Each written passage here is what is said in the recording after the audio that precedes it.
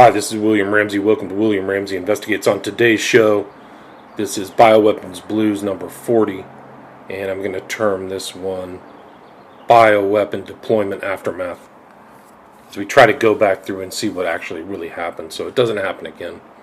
So I'm going to play some audio from, one is a very kind of long audio from Dr. Martin about the nature of the bioweapon. Something from Bhakti, also Anthony Fauci predicting 1 week before I think Trump came into office that there would be an outbreak. Then some propaganda from your so-called leaders saying no one is safe until everyone is safe. Really kind of mind-warping people to get the kill shot.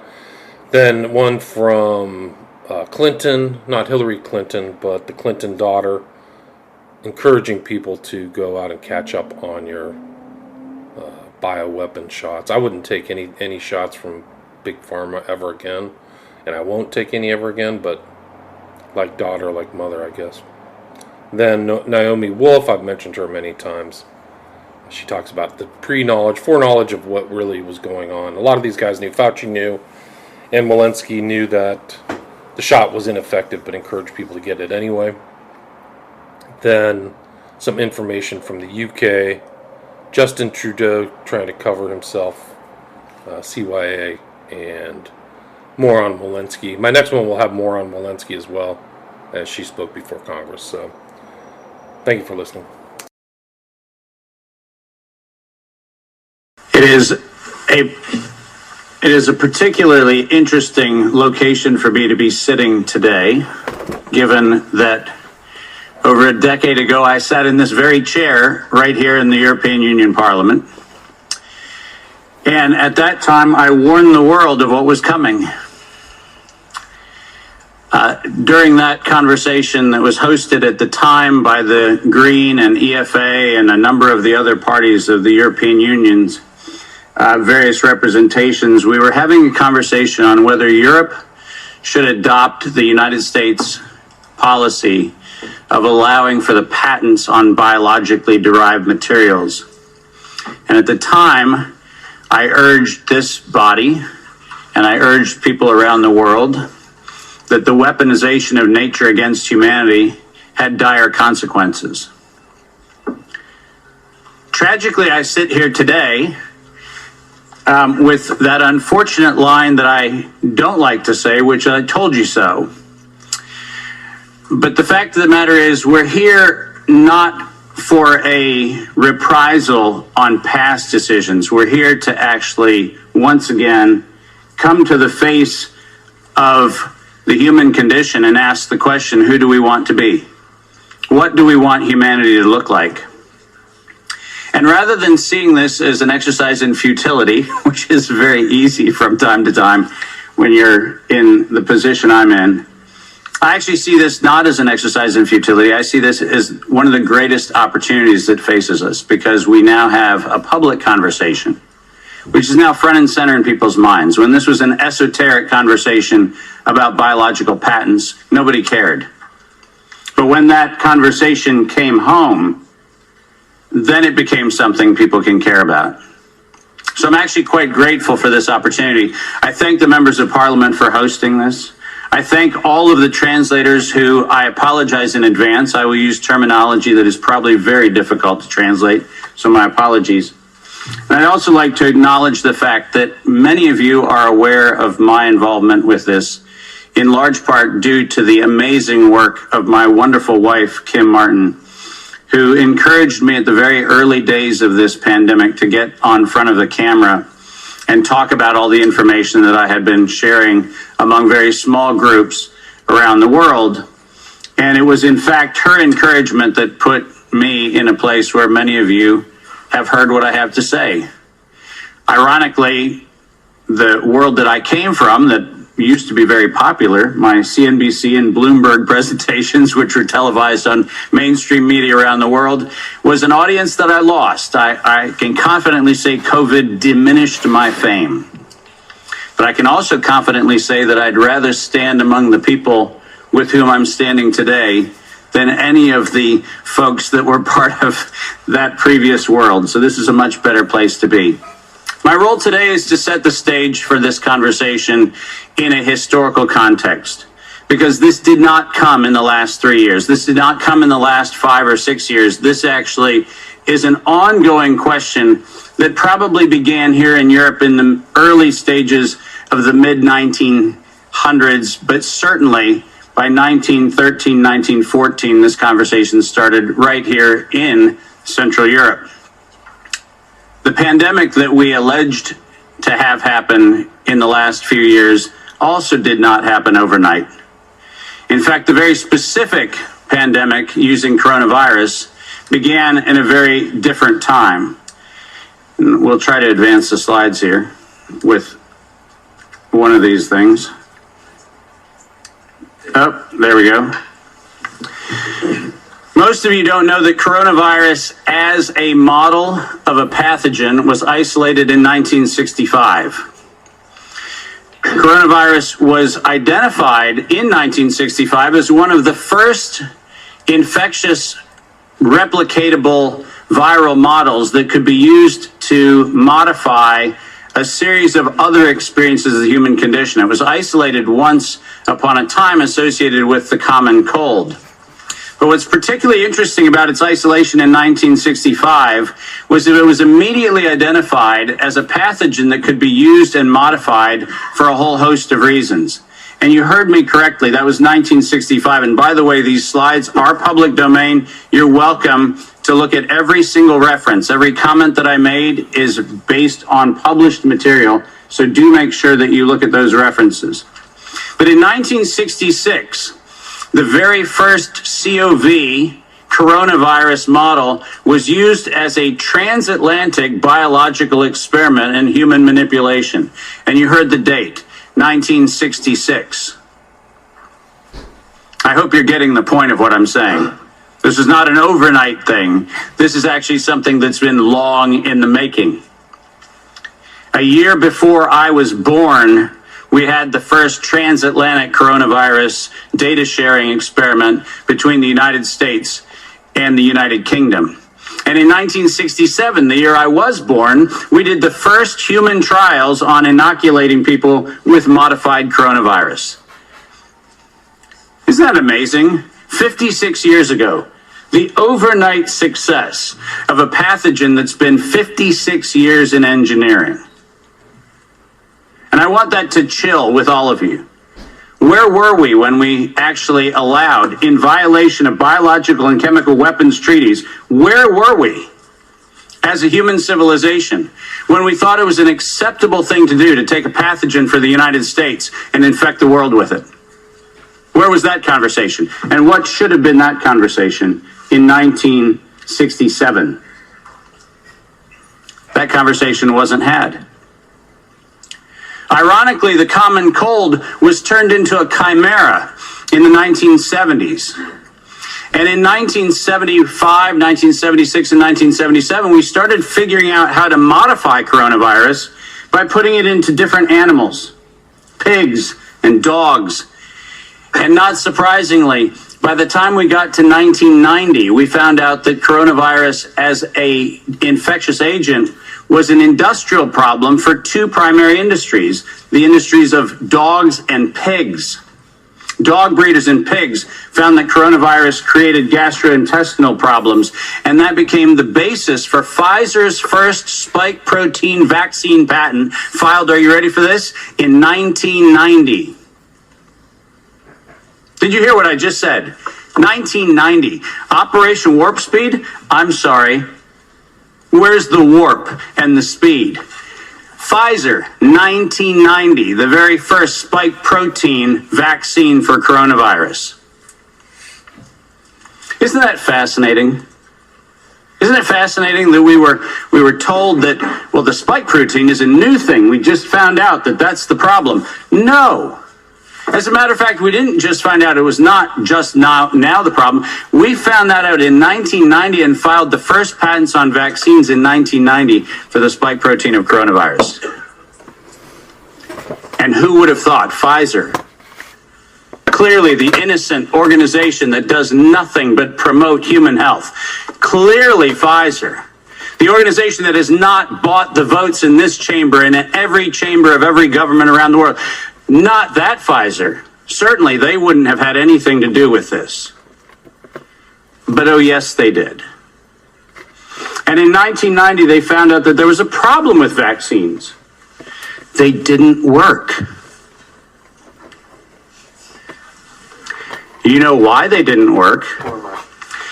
It turns out that coronavirus is a very malleable model. It transforms and it changes and it mutates over time. As a matter of fact, every publication on vaccines for coronavirus from 1990 until 2018, every single publication concluded that coronavirus escapes the vaccine impulse, because it modifies and mutates too quickly for vaccines to be effective. And since 1990 to 2018, that is the published science, ladies and gentlemen. That's following the science. Following the science is their own indictment of their own programs that said it doesn't work.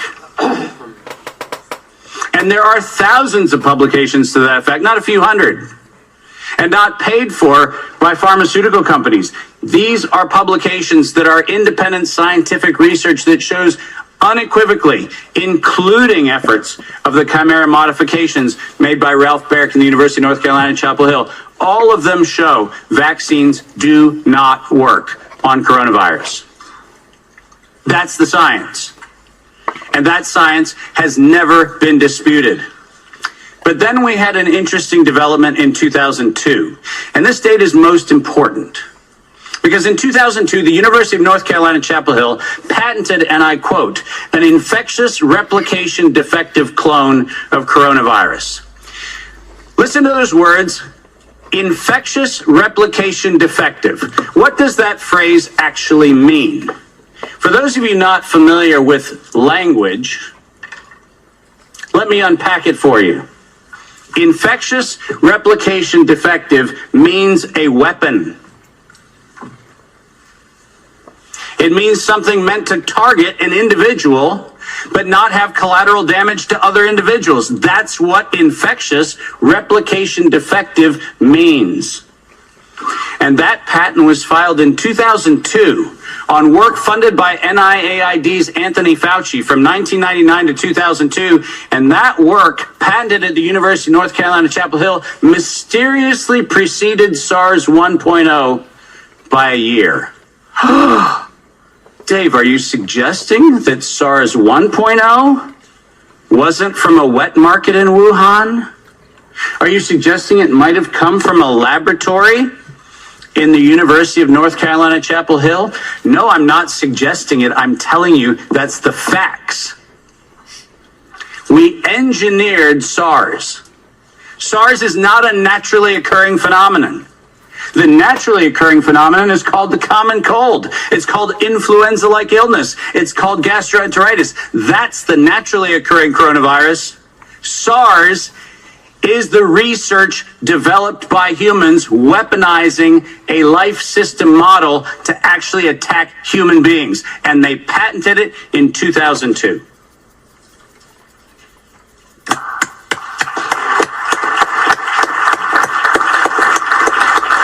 And in 2003, giant surprise, the CDC filed the patent on coronavirus isolated from humans in violation, once again, of biological and chemical weapons treaties and laws that we have in the United States. And I'm very, very precise on this.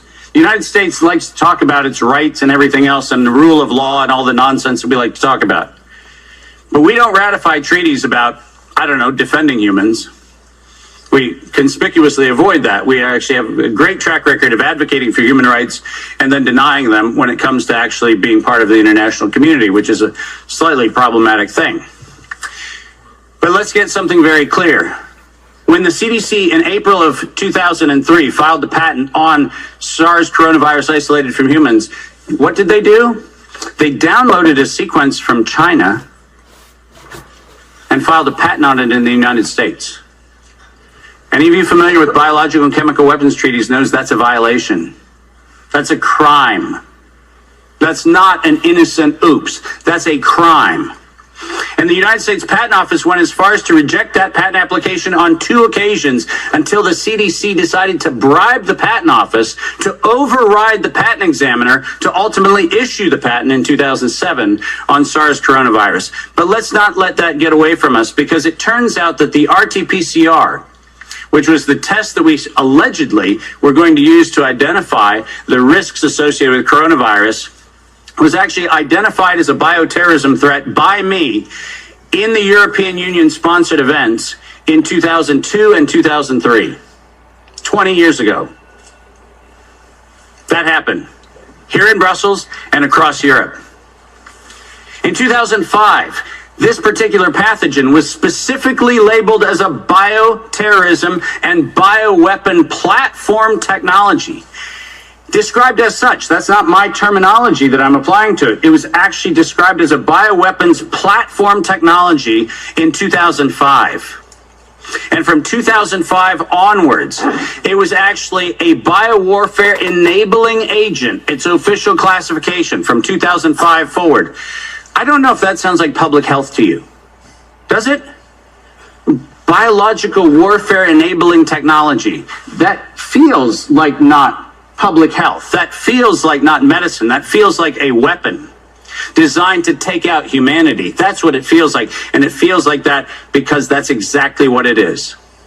We have been lured into believing that EcoHealth Alliance and DARPA and all of these organizations are what we should be pointing to. But we've been specifically requested to ignore the facts that over $10 billion have been funneled through black operations through the check of Anthony Fauci and a side-by-side ledger where NIAID has a balance sheet and next to it is a biodefense balance sheet equivalent dollar for dollar matching that no one in the media talks about.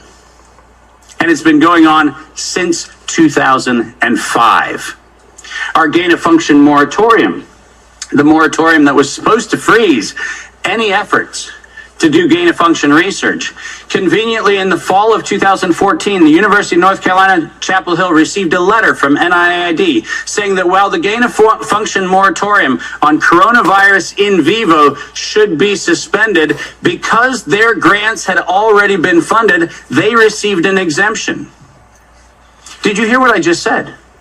A biological weapons lab facility at the University of North Carolina, Chapel Hill, received an exemption from the gain-of-function moratorium so that by 2016, we could publish the journal article that said, SARS coronavirus is poised for human emergence in 2016. And what, you might ask, Dave, was the coronavirus poised for human emergence? It was WIV1,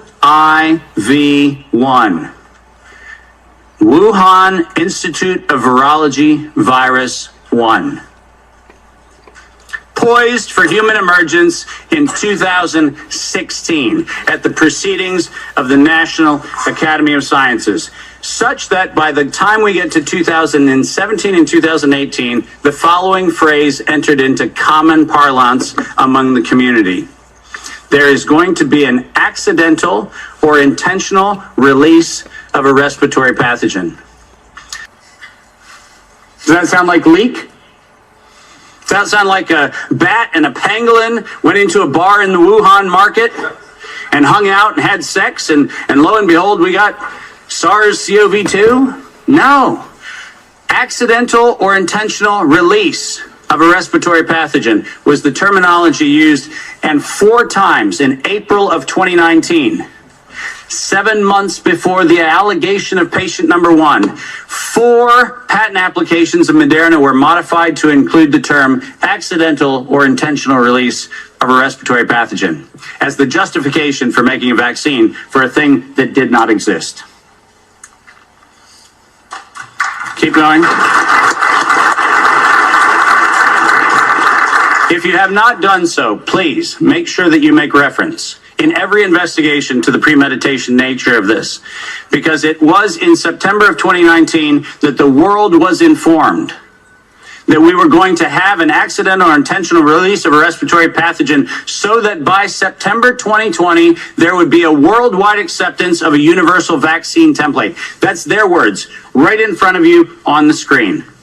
The intent was to get the world to accept a universal vaccine template, and the intent was to use coronavirus to get there.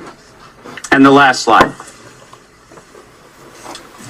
This isn't advancing, so if I could have somebody do it. Let's read this, because we have to read this into the record everywhere I go.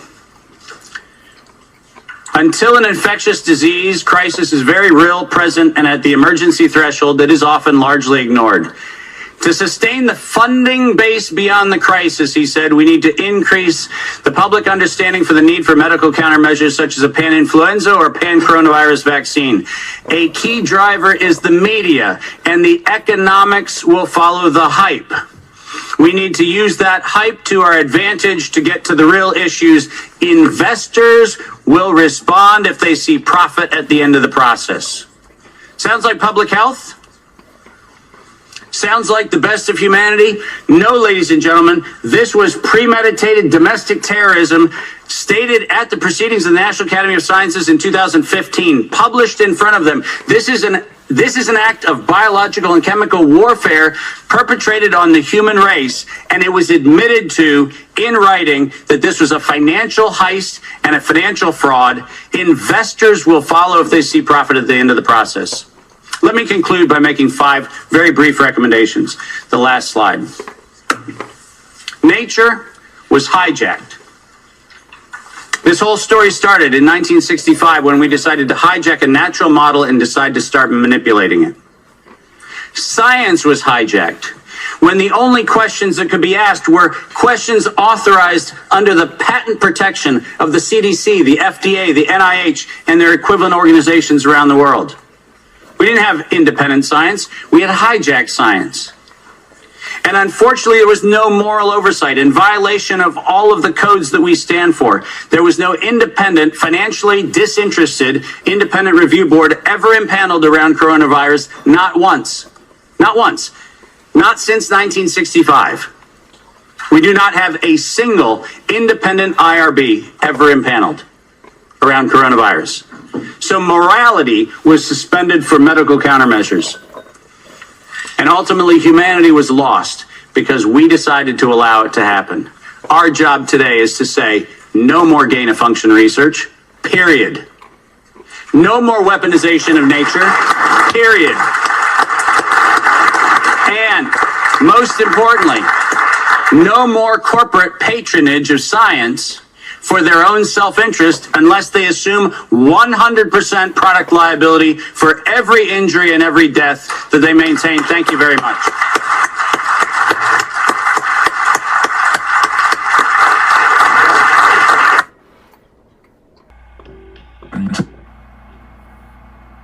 And they're certainly not the ones responsible for these crimes. The crimes are the development of biological weapons by people who used their tax dollars and made this, and then they got out of the lab and they caused everything that happened since. The quarantining, the lockdown, the shutting down of businesses, the shutting down of schools, the shutting down of churches, the shutting down of people. I lived in Los Angeles at the time. They shut down the electricity and the water to people who had parties in their homes. The masking, the interference with medications, the vaccines, these are all the result of one thing: gain-of-function biological weapons that violate treaty law that should never have happened. And by the way, the treaty, like most treaties, is supposed to have an inspection mechanism to make sure people are following the treaty. Would you like to guess which country blocked that? The United States of America. This is an intravascular casting of an adult human brain, the forefront. And you can see 20% of the oxygen that we consume in our body under resting conditions is consumed by the brain. Every single vessel, every single tiniest vessel fulfills an essential function in life. It is feeding the cells around it with oxygen and nutrients. And those cells need oxygen. They can do without oxygen for about 4 minutes, after which they die. Now, this happens, of course, in many, many other organs. However, other organs, if cells die, can regenerate those cells. They are able to renew them. This is what is called healing. The gift of healing is not given to the brain, the heart, and certain other organs in the body.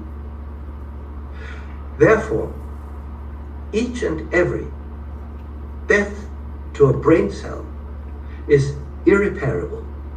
Death to a heart muscle cell is irreparable and is going to be a danger to life. And I tell you, I am convinced it will shorten the lifespan of that person. Be a surprise outbreak. Given, as you heard from the introduction, that I have been around for a while and have had the opportunity and the privilege and the pleasure of serving in 5 administrations, I thought I would bring that perspective to the topic today, is the issue of pandemic preparedness. And if there's one message that I want to leave with you today, based on my experience, and you'll see that in a moment, is that there is no question that there will be a challenge to the coming administration in the arena of infectious diseases, both chronic infectious diseases in the sense of already ongoing disease, and we have certainly a large burden of that, but also there will be a surprise outbreak. And I hope by the end of my relatively short presentation, you will understand why history, the history of the last 32 years that I've been the director of NIAID, will tell the next administration that there's no doubt in anyone's mind that they will be faced with the challenges that their predecessors were faced with. So for those who think that infectious diseases is gone, there's so many people who've made foolhardy statements not knowing at the time that they made them. I usually show a quote from an old Surgeon General or an old pundit in infectious disease. So I thought I'd pull this one out from Sir McFarlane Burnett, who was actually a Nobel Prize winning immunologist, who made the statement, as many did, to write about infectious diseases is almost to write of something that has passed into history. The most likely forecast about the future of infectious diseases is that it will be very dull, which is really kind of interesting coming from a semi-genius like McFarlane Burnett. And I think what he did, and the mistake that so many people have made, is something that several of our panelists have already referred to. And that is a failure to look beyond our own borders in the issue of the globality of health issues. Not only things that are there that will come here, but surprises that we have. What are the lessons that we learned from HIV? One, you have to commit substantial financial and human resources. These things don't get addressed spontaneously by themselves. You have to enlist the best and the brightest investigators in both basic and clinical research. You have to involve the community, be it the gay community in the United States or the community in Africa and West Africa when we dealt with Ebola, or the people in South America when we're dealing with Zika. You have to have cross-sector collaboration. You can't do it alone. The CDC can't do it alone. The NIH can't do it alone. You do it with all of us, with industry, with global organizations, with philanthropy and NGOs, and you got to get the leaders and the policymakers involved. What is for sure, that no matter what, history has told us definitively that it will happen, because infectious diseases, as I said 8 years ago in this article with David Morans and Greg Fokers, that it is a perpetual challenge. It is not going to go away. So the thing we're extraordinarily confident about is that we are going to see this in the next few years. Thank you. And we want to make sure that everyone understands that no one's safe till everyone's safe. No one is safe. No one is safe. No one is safe. No one is safe. No one is safe. Nobody's safe. No one is safe. Nobody is safe. This is a post 9/11 axiom. Safer, but not yet safe. No one is safe. No one is safe. No one is safe. No one is safe from COVID-19 until everyone is safe. If the whole world isn't safe, none of us are safe. No one is safe. No one is safe. Nobody is safe. Until we're all safe. Health experts have been saying nobody is safe. Nobody is safe until everybody is safe. Nobody is safe. Science is clear. None of us are safe. There is no safety. No one is safe. No one is safe. No one is safe. No one is safe until everyone is safe. No one's safe. Nobody is safe. Nobody's safe. No one's safe. We'll never be safe until we're all safe. We are never going to be safe. 99.5% of people are safe and will survive COVID-19. The only positive thing out of this is we should be able to manufacture a lot of vaccines, and nobody will be safe if not everybody is vaccinated. you don't have a choice. As long as not everybody is vaccinated, nobody will be safe. Normalcy only returns when we've largely vaccinated the entire global population. So Get the fucking vaccine! You need to get vaccinated, and if you don't, you are going to die. I know you're vaccinated, you're the smart ones, but you know there's people out there who aren't listening to God and what God wants. You know who they are. The unvaccinated people. My message to unvaccinated Americans is this. If you are the unvaccinated, you are the problem. You're the condemn them, shame them, blame them. The only people that you can blame are the unvaccinated. Frankly, we can't trust the unvaccinated. They should not be part of polite society. The lunatics who won't take COVID vaccines walking around lawfully unvaccinated? That's psychotic. If you're willing to walk among us unvaccinated, you are an enemy. You have no right not to be vaccinated. You don't have the right to contaminate someone You can't go around pointing a gun in somebody's face, which is what it is when people are unvaccinated. They are all idiots and losers. This is a real movement in this country against the unvaccinated. Jennifer Aniston is cutting non-vaccinated people out of her life. unrepentant, They unvaccinated. should be removed from the hospital. Those who refuse to be vaccinated should be denied health care. Vaccinated person having a heart attack? Yes, come right on in. We'll take care of you. Unvaccinated guy, rest in peace. I do think, though, when you ask about the role of public-private partnerships kind of after the last few years, I think we spend so much time, understandably, focused on the mRNA vaccines and technologies. I spend a lot of time thinking about the really unfortunate, to try to use a not too judgmental word, kind of rise in not only kind of vaccine hesitancy and questioning, but outright kind of rejection of vaccines and of kind of science and the scientific kind of process, and also too often on our scientists, our epidemiologists, our frontline healthcare workers. And so I do think we need to have a much more robust conversation and sense of urgency, because I think we are less prepared today than we were arguably in January of 2020, partly because of the kind of lack of trust and confidence in not only our scientists, but in science itself, and certainly in the public health professionals. And so I think we need kind of the public sector to hopefully stop doing things like stripping away public health emergency powers from state public health agencies. But we also need the private sector to help, candidly, do a better job of helping explain kind of the science that you are already commercializing and bringing to market, but also what you're working on, and help us kind of in the broader conversation not be uncomfortable with the discomfort of uncertainty. And so I do think we need really good ideas for how best to do that, because we all deserve to hopefully not be as unprepared as I worry we are at the moment. And the last thing I'll say is a new effort that we're a part of is the new initiative launched by the World Health Organization last week to try to catch kids up on their routine immunizations. In 2021 alone, more than 25 million kids under the age of 1 missed at least one routine immunization. And so we're working with WHO and the Gates Foundation and others to hopefully have the largest kind of childhood immunization effort ever over the next 18 months to catch as many kids up as possible, because no one should die of polio or measles or pneumonia, including in this country where we also need people to be vaccinating their kids. Absolutely.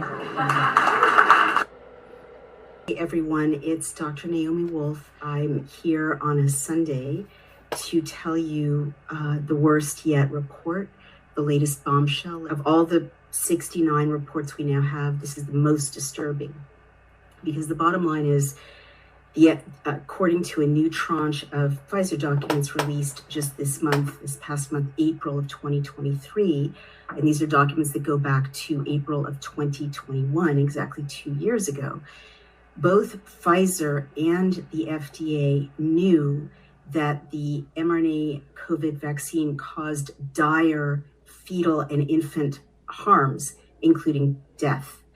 And literally 5 days later, they began an aggressive campaign to get pregnant women vaccinated anyway. Literally 5 days after the data were in that I'm about to read to you, this is our COO and the War Room Daily Cloud Pfizer Documents Analysis Project Director, Amy Kelly's bombshell report.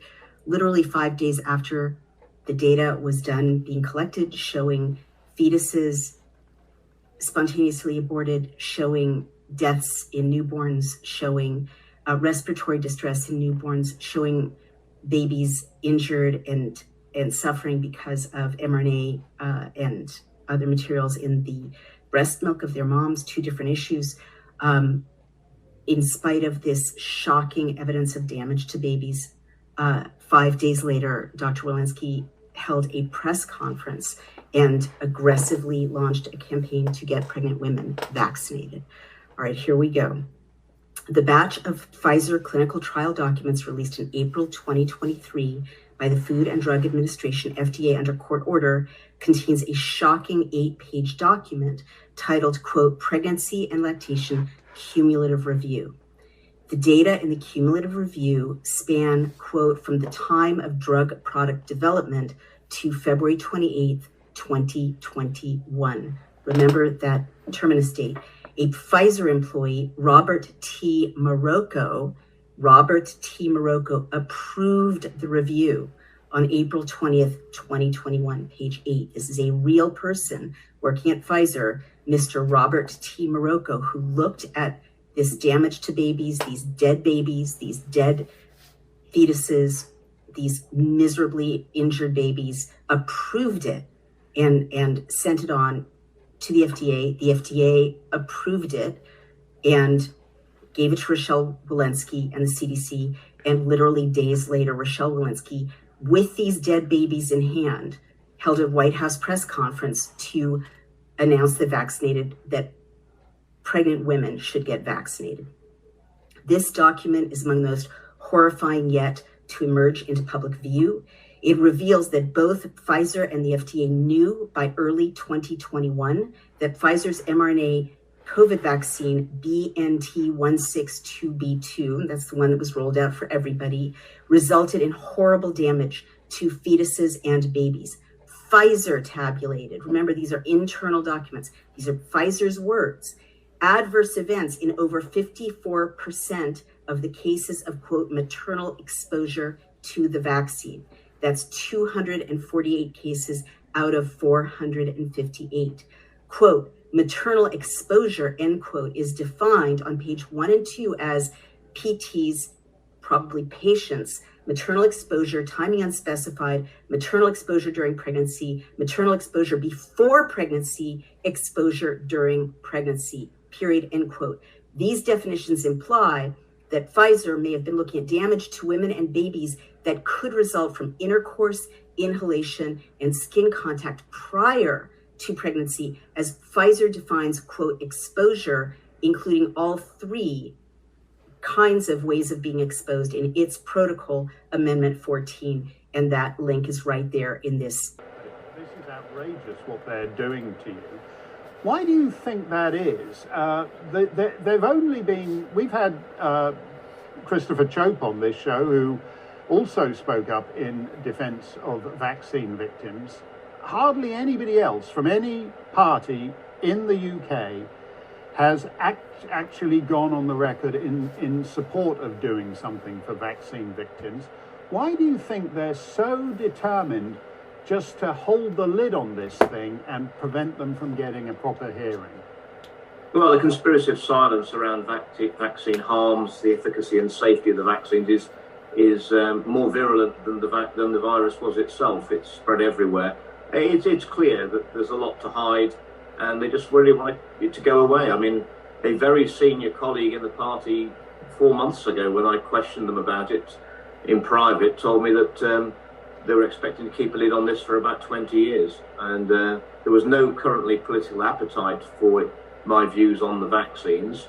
There might be in 20 years' time, and I might well be proved right. I just don't think it's acceptable to see the ongoing harms and deaths from this experimental vaccine continue for that length of time, and people need compensation. And quite honestly, until we admit we've got a problem, we've got no chance of sorting it out.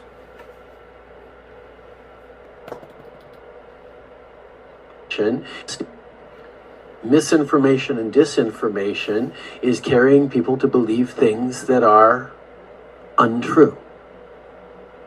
And vaccinations is a perfect example of it. Any vaccine we distribute to Canadians will be safe for Canadians. There are people who've probably gotten very sick from vaccinations. Every vaccine that is approved is safe for Canadians, is uncompromising. Well, individuals are allowed to make their own choices. There may be all sorts of different reasons why someone is hesitant to get vaccinated. There's no more excuses to not get your shot. And therefore, while not forcing anyone to get vaccinated, enforcement measures in place will make sure that everyone is vaccinated. I chose to make sure that all the incentives, travelers across the country need to be fully vaccinated. People coming into the country need to be fully vaccinated. We're there, don't get to work in the public service, don't get to go to movie theaters or gyms or restaurants, to encourage Canadians to get vaccinated. And that's exactly what they did. We got vaccinated to a higher level than just about any other of our peer countries. Unknown causes was the leading cause of death in Alberta last year. Can you, if you were to get infection with and vaccinated, could you give it to somebody else? Were you silently able to spread it? Those data were not covered in the clinical trials, but now data have emerged again that have demonstrated that even if you were to get infected during post-vaccination, that you can't give it to anyone else. Can you, if you were to get infection with and vaccinated, could... Okay, and so here are some slides. I'm going to go through some slides. This is one from Greg Keller. He says, the bastards knew, Pfizer and our health bureaucrats knew in April 2021 that the mRNA in the shots would be passed on to newborns through breastfeeding. They knew that this was linked to serious adverse events in babies. They kept quiet and pushed pregnant mothers to inject the substance into their bodies, claiming it was safe and effective. And they vilified anyone asking questions as anti-vaxxers. Absolute evil bastards, crimes against the unborn, jail time, then rotten hell. Yeah, agreed. There already should have been tons of arrests. A lot of these things, this notion of the vacccident, which is these vaccine injuries are causing accidents. This is one. Breaking hero 7th grader Dylan Reeves saves busload of kids as mRNA tech COVID vaccine injured school bus driver becomes incapacitated driving bus. And this is J.J. Dawson. I've had him on the show, my show a number of times. He wrote an article titled, Suing the Government for COVID Vaccine Injuries is Not the Answer. Taxpayers should not shoulder the burden of COVID vaccine injury claims. We must punish and extract reparations from the actual culprits, agreed. So people can go check that out, J.J. Dawson. This is from A.G. Paxton. I think they tried to kick him out of office after he did this, but it was Paxton launches investigation into gain-of-function research and misrepresentations by COVID-19 vaccine manufacturers. So that's the AG of Texas. Anybody who touches these white coat evil people, they go after you. So they try to kick you out of office, destroy your reputation, everything. Same thing happened to O'Keefe Veritas. Mom of Melbourne student who died after lethal Moderna booster shot testifies in Parliament. Grieving mom whose 21-year-old daughter died a horrific death has revealed the shocking text she received from her GP. And I think the text is, oh, she died of the shot. Did you get your booster? They actually are at the doctors after these people are murdered. The doctors just say, hey, do you want to have your booster? Ivermectin ban lifted, Australia. The ban on off-label prescribing of the antiviral drug has been in place for over 18 months. So it tells you a lot about your government. They hate you. Exemptions, yeah. There's really a question. I don't know. I haven't verified this. Maybe somebody who's out there listening to this can verify that certain groups were exempted from having to take the kill shot, including Pfizer people, government officials, CDC employees, FDA, things like that. And obviously the illegals don't have to take it, so they don't have any vaccine injuries. Robin Minotti, conclusive proof that the vaccines were a military-backed countermeasure. Moderna's injection mRNA 1273 is co-owned with the U.S. government, as the company has been funded by the Defense Research Grants for years.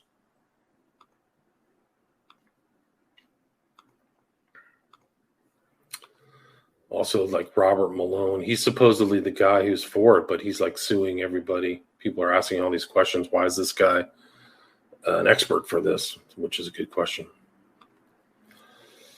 This is the National Citizens Inquiry, the NCI in Canada. I highly recommend people check that out. The citizens had to actually organize outside of the government to try to figure out what happened, which is very telling. Should tell you everything you need to know about this whole program. Your government killed you if you got injured or died. And it's Charles Hoff. We have a pandemic of the vaccinated. The more shots they had, the more they ended up in the ICU. We will never achieve herd immunity because of the damage done to people because of the shot. This is now endemic. It is no longer a pandemic. This is just the globalization of the elections.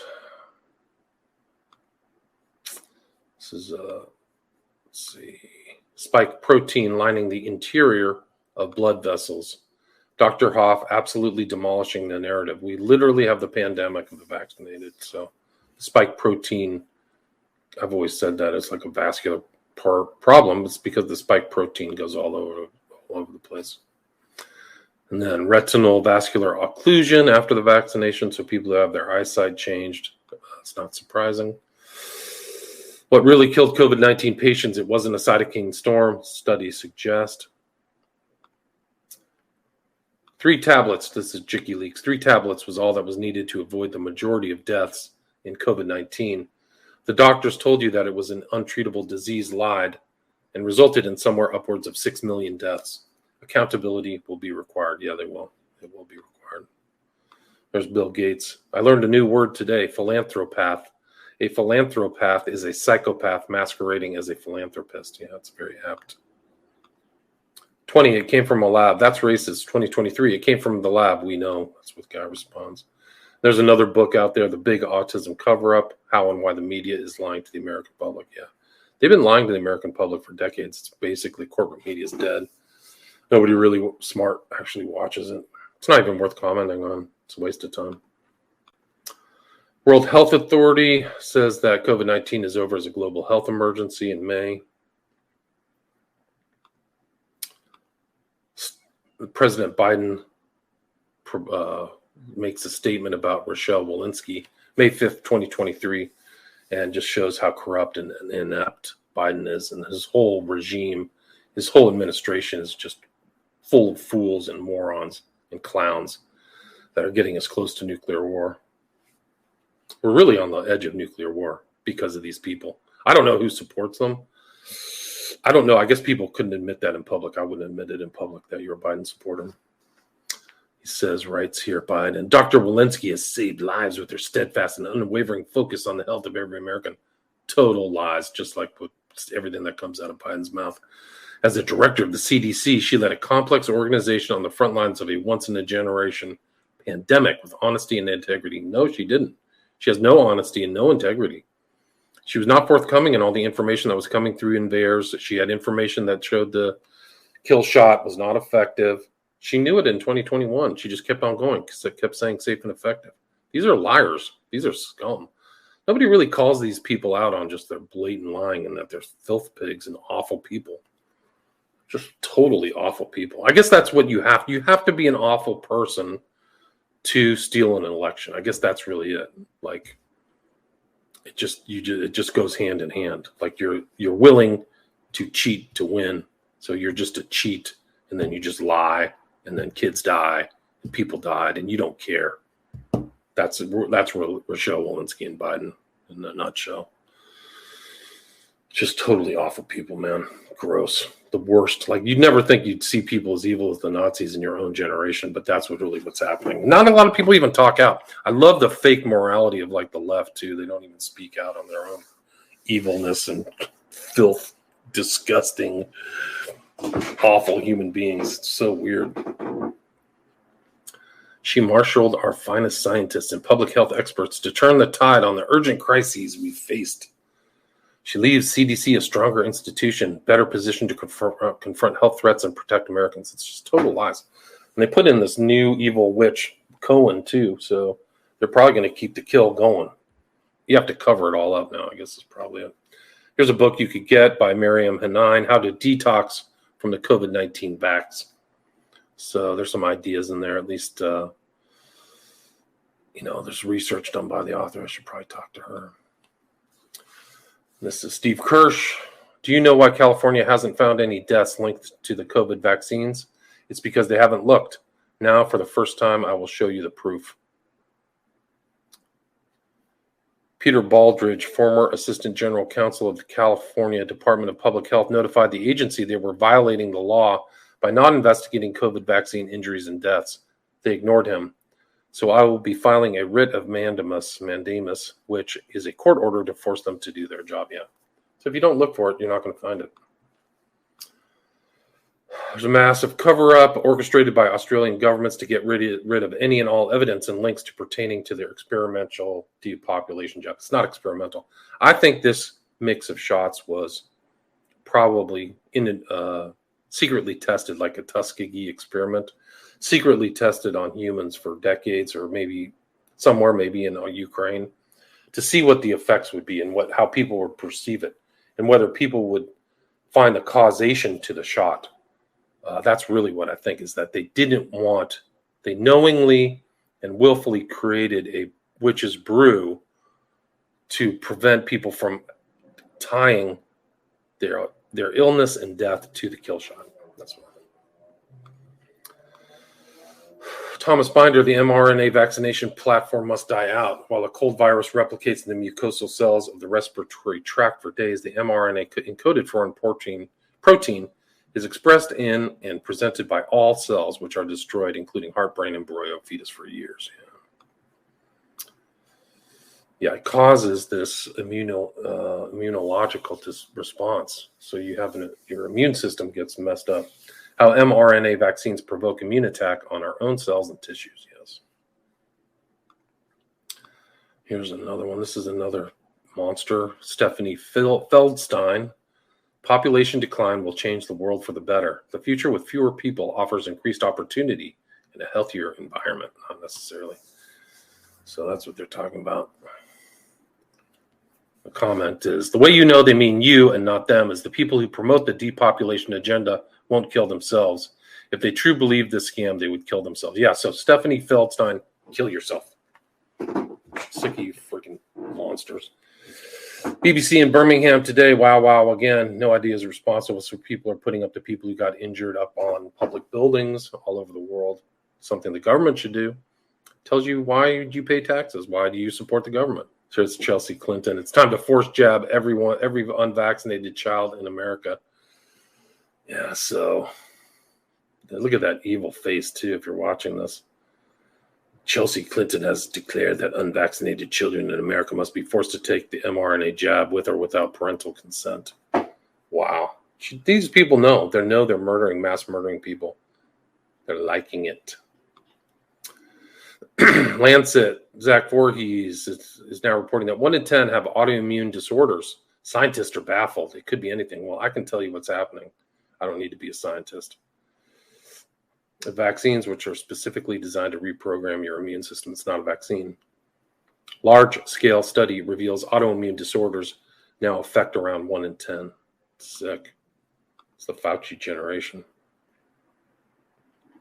Trends in internal medicine. COVID-19 and illegal U.S. bioweapons activity and insiders' revelations with J. Bart Klassen. Abstract. Millions, if not billions of people now believe the world is under a bioweapons attack. A lot of blame has been placed on U.S. funding of bioweapons. Dr. Anthony Fauci, director of the U.S. NIAID and NIH, has come under severe criticism for funding the infamous gain-of-function research. Many believe Fauci has not acted alone or even on his own accord. The author has worked as a fellow at NIAID and NIH from 1988 to 1991, starting soon after Fauci became the head. The author witnessed firsthand infiltration by Israel's Mossad. While working at NIAID and NIH, one or more co-workers expressed a need to preempt the next Jewish Holocaust. For 30 years since leaving NIH, the author has paid close attention to Mossad's involvement in illegal U.S. bioweapon activity and attempts to disclose his observations. The author hopes to educate the public on the current bioweapon attack with COVID-19 and vaccines. Yes. Already 70% of the world's population have received a COVID-19 vaccine and in all appearance has the ability to cause deadly, non-curable prion disease. Well, you can take that for what it's worth. I don't know. That was published August 2022.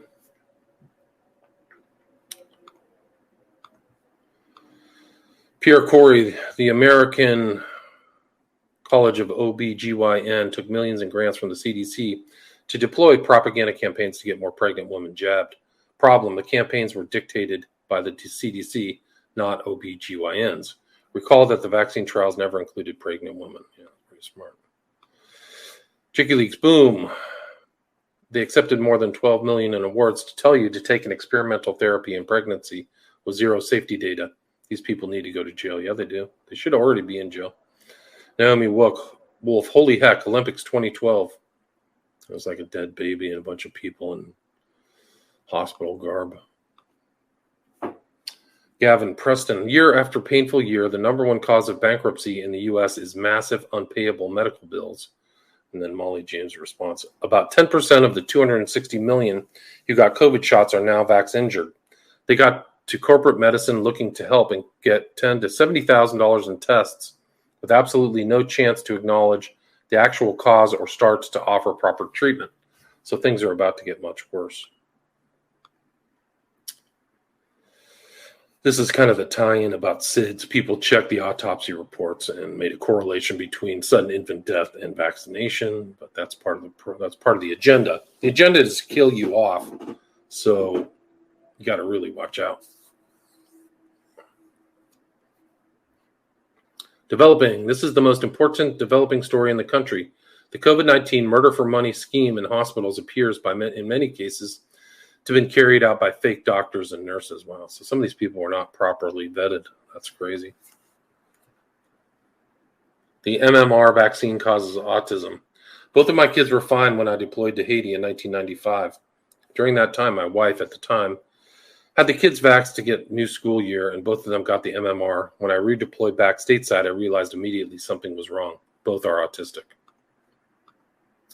Jeffrey Tucker, these COVID kits made their way from India to the U.S. when basic meds were practically banned here. You could get these if you had a connection, but it wasn't easy. It's beyond belief, really. India saved so many lives with early treatment, and they have a little pack like has zinc acetate, doxycycline, and ivermectin. And the government mismanaged everything. I blame Trump, too. Trump and Biden. And this is Ramin Aksui died, a young guy. Cardiologist, too. It's weird. 55. But somebody wrote here, I think he knew, Laura Logan. He knew from day one that it was a bioweapon. No one had a clear vision or better insight.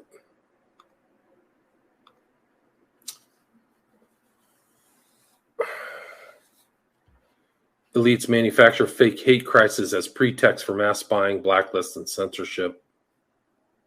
It's all part of it. Are the vaccines also driving people crazy? Bizarre altercations all around the world attest to the destructive cognitive and psychological effects of COVID vaccination. Mark Crispin Miller, yeah. I've seen it. I've seen it firsthand, people acting whacked out.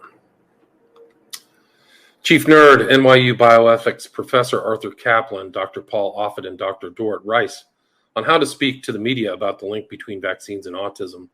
You can never really say MMR doesn't cause autism, but frankly, when you get in front of the media, you better get used to saying it. You're in a debate and you got to fight unfair. Wow. So that's your bioethics professor. It's crazy. These are just horrible people. These are monsters. Like you're living in a country with literal monsters. It's not even funny. European study concludes COVID jabs cause long-term brain damage. They found that spike protein from the shots accumulates in the skull marrow, brain meninges, and brain parenchyma. That's reassuring.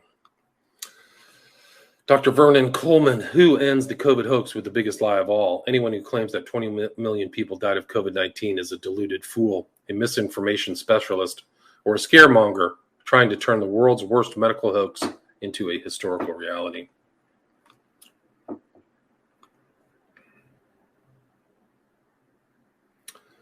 Brandon Taylor Moore, there's a 10% increase in deaths in 2022 over and above 2021. This begs the question, does the vaccine not work and COVID killing people, or does the vaccine not work and it's killing people? It's either one or the other. The answer is not that difficult to figure out, I think. It's the vaccine. Florida's letter to the CDC and the FDA exposes vaccine quackery. Will Joe Ladapo become the next U.S. Surgeon General after a regime change? Yeah, probably. These guys are snake oil salesmen. They're mass murderers. That's the agenda.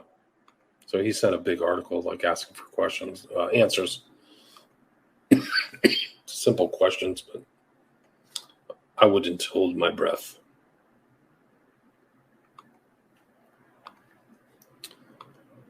I'm surprised some of these guys walk around in public often. These guys have had a long-term agenda to poison people. Every person with autism was done by design. It's not accidental. They knew what they were doing. Aaron Siri, FDA ordered to produce Moderna C19 vaccine and Pfizer adolescent C19 vaccine data at average rate of 180,000 pages per month. It's huge. It's a huge amount of paperwork. That's how you can hide stuff. It's just through massive amounts of paperwork. Chief Nerd, CDC emails recently obtained by the Epoch Times via FOIA request show post-vaccination myocarditis is not as rare as stated in the media. Yeah, I'm not surprised. Another way to estimate it, 1 million Americans and 20 million around the world have been killed by lethal injection. The data show that many. Tim Ellison. I think I just heard a stat from McCullough, who I probably believe more than this person, Tim Ellison, that it was 600,000 have died. 300,000, 21, 300,000, 2022. It's incredible. Jane Ruby, game changer breaking. Attorney Tom Renz plays audio tape of major hospital system admitting patients are being killed by CDC protocol. In this press conference held at the Reawaken America tour in Miami yesterday, Tom played an audio tape from a pharmacist whistleblower recording an official at a major hospital system confirming that they are using CDC death protocol to take patients' lives. This is the first evidence of intent to murder, and it will likely vitiate all contracts. PrEP Act protective cover. I hope so.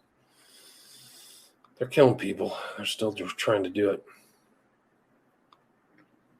It's really incredible. Good news, though. The number of mRNA injections has fallen to a trickle. According to the CDC, a mere 17% of the population have the, quote, updated booster dose, unquote. And the schedule for the approximately 100, quote, vaccines, unquote, given to children is being neglected by more and more people who are waking up to the fact that health is not positively correlated with the number of health-destroying injections. Exactly.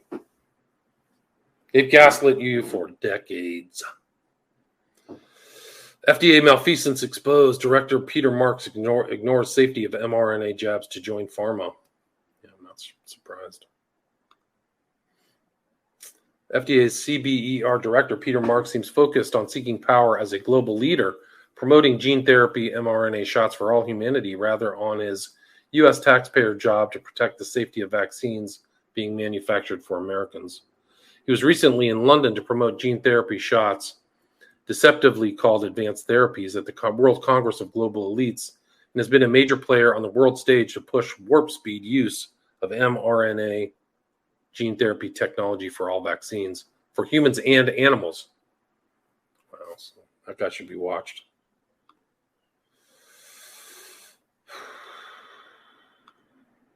There's Peter Marks right there.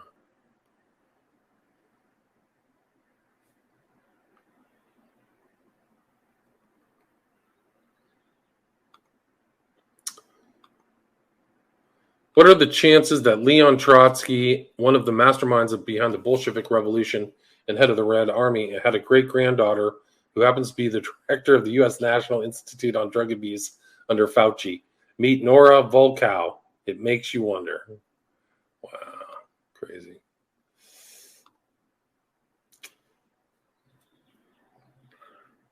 On May 16th, the World Health Organization issued an alarming press release on a cluster of hospitalized neonates, newborns from Wales, suffering from myocarditis. Yeah, so they're killers. Killed some babies with myocarditis. Good for you guys. You devils. Censorship industrial complex. These are the people who kept people from learning the truth. If COVID and long COVID is causing excess deaths, myocarditis, disabilities, and an increase in absences and lost work time, why did the WHO declare COVID pandemic over on May 7th? Why did CDC Director Walensky resign the same day? Why is Pfizer's stock hitting new 52-week lows? I mean, these safe and effective vaccines should be flying off the shelves. Despite the silence from institutions and media, the word is spreading. Those who haven't figured this out yet are on the wrong side of the trade. Absolutely right. Brilliant Matthew Crawford. Yes, I've mentioned him all the time. Who helped pave the way for remdesivir? An explosive conversation, the planned ammonium, part 13. 5 researchers who have collectively spent thousands of hours gathering information about the emergence of remdesivir as treatment for COVID-19 gather for a comprehensive discussion that includes roles by Dr. Malone. Interesting. Dr. Naomi Wolf must watch. I found the smoking gun, LNPs, which are in COVID vaccines, kill human bonding, sex, love, fertility, sperm health, placental health, and gender identity. And everyone in the LNP space knew this since at least 2017. So, like, these liquid nanoparticles actually have psychological and emotional effects. Wow, that's just so evil. So evil. Harry Leeming. Yesterday, the UK's ONS figures showed there is now a record 2.5 million people out of work due to long-term sickness. It's an incredible number. Naomi Wolf. If they inject people with lipid nanoparticles, they will not grow up to be normal, adult, sexual, healthy people, capable of forming families and reproducing themselves. This is the smoking gun, in my view. Steve Kirsch, the CDC has been lying to people for more than 20 years now, making the false claim that vaccines do not cause autism. They are lying. The exact opposite is true. Nearly all autism in America can be stopped if we stop all vaccines. It has a side benefit, too. Our kids will be healthier overall. Large, highly respected medical practices which eschew all vaccination do not have any autistic kids. That's obvious. You can just go to the Amish places. You can tell they don't have any problems. Profile of a COVID murder. In hospital, Markson, who had not received a jab, was administered more than 50 medications, including remdesivir, vancomycin, fentanyl, and midazolam. In the days prior to his death, he was placed on a ventilator. Yeah, they just milked him. They probably billed somebody $1 million. Nightmare on Main Street. This is why the contents of the C-19 vials are trade secret. Eggs, worms, parasites, and aluminum-based life forms. Peter Halligan. I wouldn't be surprised. CDC estimates 1 in 22 children with autism in California. They all got their shots, just like they told you to get their shots. CDC quietly recalls all Johnson & Johnson COVID vaccines in U.S. May 18th, 2023. Wow, I wonder why. Why didn't they tell anybody? Super spreaders, Dr. Daniel Nagase. He treated a ventilated patient 7 days after coming off ventilation. Head of emergency ordered she get Pfizer. Even medical students know you don't give vaccines when patient is still sick. The doctor ordered the record of vaccination to be deleted. Had I not been there, no one would have known she received the shot. She died the next week. This doctor falsified records of a patient who died and still has his license. Well, I've been railroaded for using proven safe treatments. Yeah, I'm not surprised. It's totally corrupt. Dr. David Martin, they murdered people with remdesivir. When Anthony Fauci, Ralph Barrick, Peter Daszak, and others made the decision we should inject remdesivir into patients with COVID, we knew we were going to kill people. That's premeditated murder. We knew we were going to do it. Yeah, it's all intentional. Top 10 headlines the media won't tell you this week. Lawsuit filed against state of Massachusetts for publishing fraudulent COVID statistics, rigged death certificates for profit, and covered up COVID vaccine deaths. Judge ordered the FDA to accelerate release of COVID vaccine trial data. FDA now recommends taking only one mRNA COVID vaccine and no more boosters. So the science changed. Wow. I thought we were supposed to trust the science. I thought it was already settled. Oh, you changed it. Oh, you moved the goalposts again? 7. CDC emails reveal post-mRNA COVID vaccination myocarditis is more prevalent than the media claims. 6. Lawsuit filed against Elon Musk for requesting a bathroom near his office at Twitter HQ. 5. Texas hospital fired doctors thanks to undercover Project Veritas video revealing doctors admitting to giving gender-affirming care to children. 4. Rhode Island teachers who were fired for refusing the shot have been offered their jobs back with full back pay. 3. Pennsylvania settled a federal election integrity lawsuit, removing over 178,000 ineligible voter registrations. It's a comedy. 2. MTG introduced articles of impeachment on Joe Biden. 1. House Speaker Kevin McCarthy called for the immediate expulsion and possible prosecution of Representative Adam Schiff for committing crimes of treason against the United States in the Trump-Russia hoax. Absolutely. He should absolutely be expelled and prosecuted. Lied about everything. Vigilant Fox. Complete fraud. Nick Hudson reveals the deceit behind Pfizer's 95% effective clinical trials. On any sensible clinical endpoint, hospitalization, severe disease, the vaccine arm of the phase 3 trials performed much worse than the placebo arm. And there was a basic fraud to achieve desired outcome of less COVID among the vaccinated than the vaccinated. Yeah, duh. It's all fraud. It's all crap. Killing floor. First-hand witness attests hospital deliberately hastened the death of COVID patients. They put the phone on speaker. The doctors didn't know it. And they were in there screaming at you, "You're going to die if you don't do what we tell you." Nice. The Pfizer vaccine has a staggering problem. This gene is present from a well-known cancer virus. The question is why such a sequence derived from cancer is present in Pfizer's vaccine. These are such alarming problems. This is outrageously malicious. Yeah, it is. Secret plot to hide the efficacy of ivermectin in Argentina. So it was all a world agenda. Study finds evidence suggesting retinal vascular occlusion may be a rare side effect of the COVID vaccines. Alexander, did Malone, Carrico, and Weissman et al. Know about reverse transcription that causes relentless production of spike protein, alters our genome, with ongoing production of bacterial proteins from the plasmids, that the injection and the content did not stay at the injection site? Peter Halligan, Australia bought at least 126 million doses of injections, which at around $25 each works out to over $31 billion.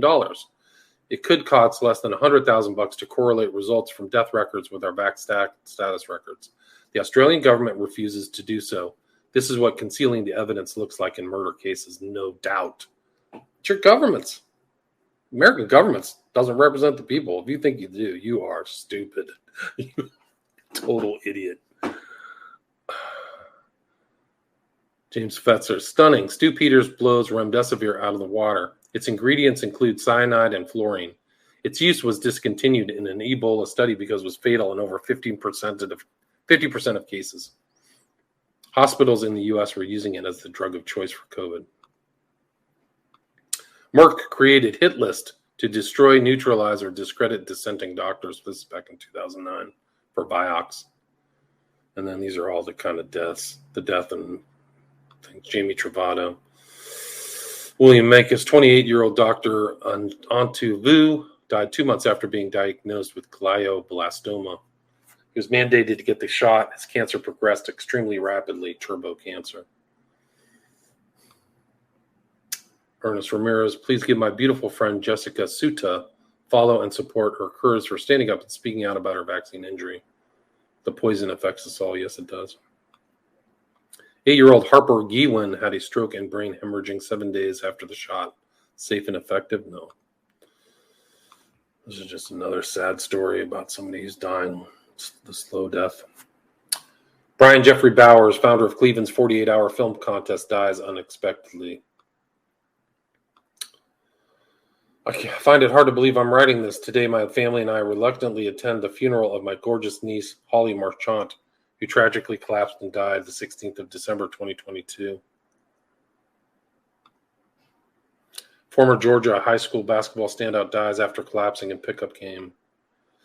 31-year-old business manager Jennifer Stretton died suddenly April 17th, 2023. She was at dinner, felt sick, went to the bathroom. They found her unresponsive on the floor. EMS were called, started CPR, but couldn't save her. 16-year-old Kenna Farley was a healthy teen prior to the shots. She has been diagnosed with POTS and EDS after being vaccinated, and the insurance companies are denying her treatment that her doctors have recommended. Her symptoms are so severe that she now faints several times a day and is in a wheelchair because if she stands up, she is a fall risk. 12-year-old girl Piper Midkiff collapsed on the soccer field during practice and suffered a cardiac arrest. I've never seen anything happen like this. Doctors don't know exactly why this happened. They're lying. They're gaslighting you. They know exactly what's happening. They can't say anything. It's total tyranny. 6-year-old Jackson Everett Ball, who was triple COVID vaccinated by his dad, died after suffering a catastrophic brain event. My little ones are excited, he wrote on social media. It means they can get some candy afterward. Wow, they got manipulated. There's Bowers dead. Another guy dead. Matthew W. Myers, 32, died unexpectedly. Heart attack. I wonder what caused it. Mario Rubio, the guy has like blood coming out of his chest. 7-year-old Abriana Camino died suddenly from a cardiac incident December 3rd, 2022. Coroner ruled cause of death is myocarditis. The entire family was vaccinated. I got my COVID vaccine. We could do this. BBC has launched a full-scale attack against Died Suddenly. By gaslighting the victims of the COVID vaccine, they are attempting to shift the blame off themselves for aiding, abetting, and propagandizing the bioweapon genocide. That's right. 36-year-old Siobhan McDermott had headache and vision loss, suffered a stroke due to blood clots in the brain that triggered severe brain bleed, and she died suddenly on April 29th, 2023. U.S. track and field star Tori Bowie, who won Olympic gold at Rio 2016 and 2 world titles at sprinting career, dies at age 32. That's the pot shot.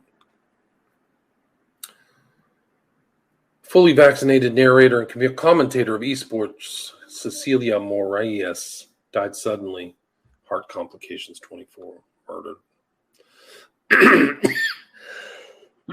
Australian actor and writer Barry Duffield explains how he was made to feel he was going crazy after being injured by the COVID vaccine, until a nurse explained the horrific suffering he's going through is quite common of COVID vaccine recipients. They're gaslighting everybody. Robert Augustus Wall, resident of Chicago, died suddenly in his home April 30th, 2023. He was 24 years old. Yeah, the murderers have murdered a lot of people. Thank you for listening.